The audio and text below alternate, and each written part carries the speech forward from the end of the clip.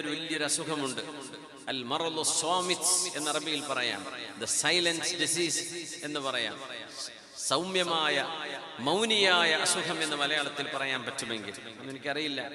പക്ഷേ ഹാനായ് മുഹമ്മദ് റാത്തിബ് നാബുലുസി പറയാറുണ്ട്, അൽ മറദു സ്വാമിത്, ഒരു സൗമ്യമായ മൗനിയായ ഒരു അസുഖം ഇന്ന് നമ്മളെയൊക്കെ ബാധിച്ചിരിക്കുക. അത് മുസ്ലിം അല്ലാത്തവരൊക്കെ കണക്കാണ്. മുസ്ലിമീങ്ങൾ പ്രത്യേകിച്ച് അവർക്ക് ഈ അസുഖമുണ്ട്. എന്താണ് അസുഖം എന്നറിയോ? അതിന്റെ സിംറ്റംസ് കാണാൻ കഴിയില്ല.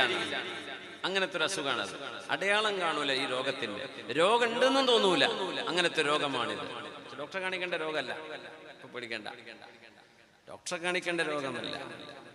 പക്ഷേ ഹൃദയം സംസ്കരിക്കുന്ന മഹാന്മാരെ കാണിക്കേണ്ട രോഗമാണ്. എന്താണ് അസുഖം എന്നറിയോ? അല്ലാഹു നമുക്ക് നൽകിയ നിഅ്മത്ത് തൃപ്തിപ്പെടാതിരിക്കുക, പോരാന്ന് പറയാം.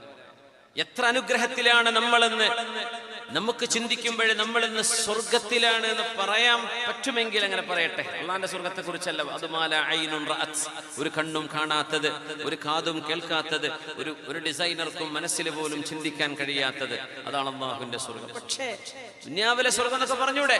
ആ ഒരു കാലഘട്ടത്തിലെ ഇപ്പം നമ്മൾ ജീവിക്കുന്നത്. പക്ഷെ നമ്മൾ ആർക്കും അങ്ങനെ തോന്നുന്നില്ല.